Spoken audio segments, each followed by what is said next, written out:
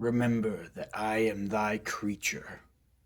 I ought to be thy Adam, but I am rather the fallen angel, whom thou drivest from joy for no misdeed.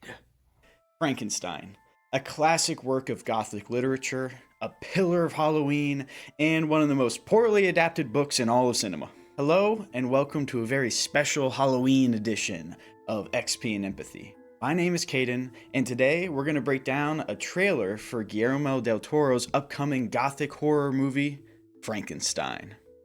Without much further ado, let's get into it.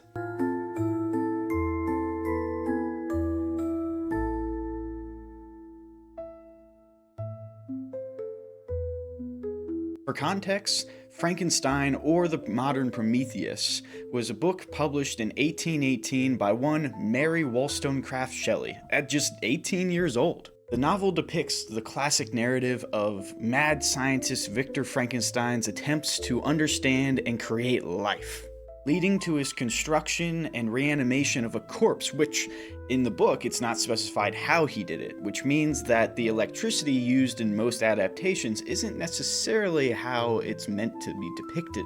In the book, the creature seeks vengeance against Victor for his abandonment of it, and the conflict claims many lives before it also claims Victor's and, presumably, the creature's.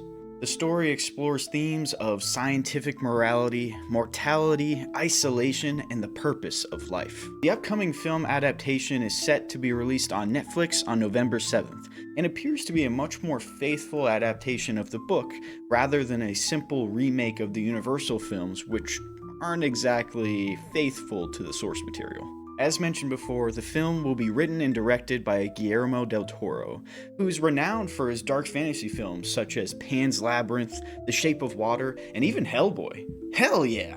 Frankenstein is by far one of my favorite books and horror Halloween icons of all time, and I am excited to see a more faithful adaptation be brought to life on the big screen. Let's see what we can glean about the story just from this trailer. Already we start with shots of a lone tower during a lightning storm, and Victor being portrayed by Oscar Isaac, as he examines and attempts to reanimate the surgically crafted body of the creature. Over these shots we get narration from the creature, who is portrayed by Jacob Elordi, as he tells his story to someone who has already heard Victor's. In the book, the framing device used for the narrative is one of Robert Walton, an explorer, who is writing down and transcribing Victor's life story into a letter to his sister while his ship is caught in ice. Eventually, Victor expires, and the creature appears to Walton to explain his side of the story, which could be what this narration is referencing. One thing I already love is how the creature is shown to be intelligent, whereas most adaptations depict him to be a mindless and animalistic monster. In the book, the creature is incredibly intuitive and poetic, delivering his musings, his philosophical thoughts about life and its purpose. The quote from the beginning of the video is from the creature. We get more shots of Victor inspecting corpses and crafting his creature, presumably at the University of Ingolstadt in Bavaria, Germany, where he does his research in the book. We then get shots of frozen horses and wagons, along with the creature gazing out at a ship trapped in ice, which is presumably Robert Walton's men, horses, wagons, and ship from his expedition. I also want to talk about this shot here, because I can't exactly tell who this is dressed in black, but this, to me, seems like William Frankenstein's funeral, Victor's younger brother, whom the creature kills to initiate his revenge against Victor. The next shot we get is Elizabeth, who is portrayed by Mia Goth, wearing her wedding dress and running into a room where what appears to be the creature is waiting for her.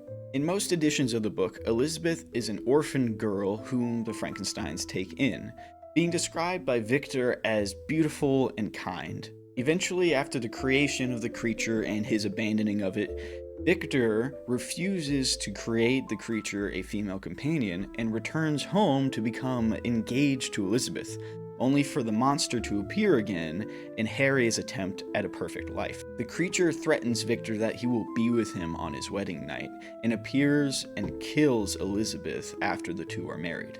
Although in the next shot we see Elizabeth comforting the creature, which could be a more faithful adaptation of her empathetic and kind depiction from the book, and it sets up two possibilities. One is that Del Toro wants to use the love triangle angle that a lot of other adaptations have used previously, where the creature, Victor, and Elizabeth are entangled in their passion for each other. Or the second choice is that the creature still kills Elizabeth even after she was kind to him, trying to cause Victor incredible pain, but it causes him just as much pain because she's the only one who showed him kindness.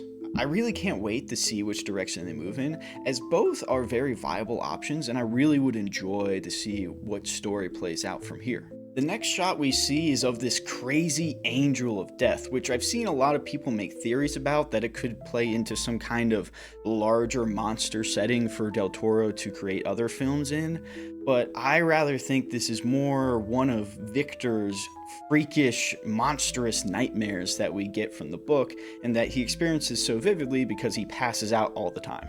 The next shot is of a wagon riding to a small cottage, which is likely to be in the Scottish countryside, where Victor starts and ultimately reconsiders creating a female companion for the creature, which leads it to kill his best friend Clerval and frame him for the murder.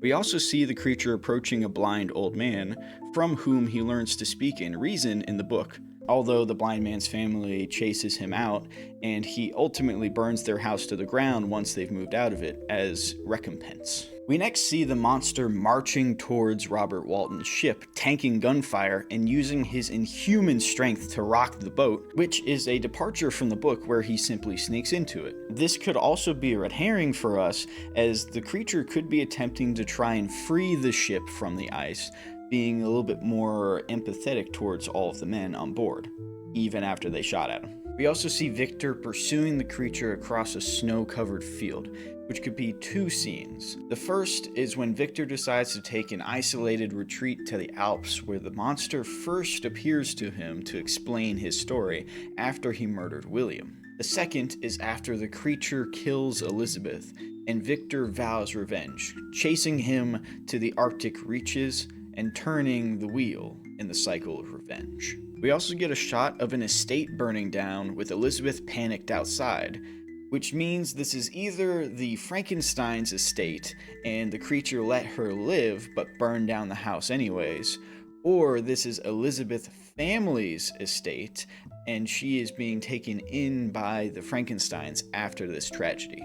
Finally, we see the creature lighting a flare of some kind and telling Victor to run. What's important here is that the creature is not killing Victor, the reasons of which could be twofold. The first is that the creature wants Victor to experience all of the pain and suffering that he has experienced from a world that shuns and fears him and being abandoned by his creator.